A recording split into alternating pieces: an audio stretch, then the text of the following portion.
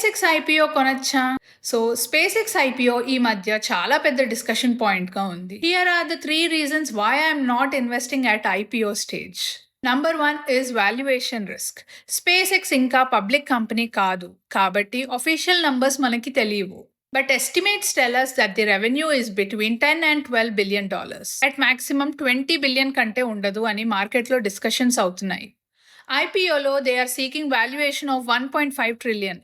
అంటే price to sales ratio will be 750. ఇది చాలా ridiculous valuation. Price to sales 50 ఉంటేనే ఎక్స్ట్రీమ్లీ ఎక్స్పెన్సివ్ అంటాము, ఇంకా 750 అంటే it is too rich. Number 2 is cash flow risk. SpaceX ఇంకా స్టార్షిప్ R&D మీద annually billions of dollars burn చేస్తోంది. అది సక్సెస్ అవుతుందో లేదో తెలీదు.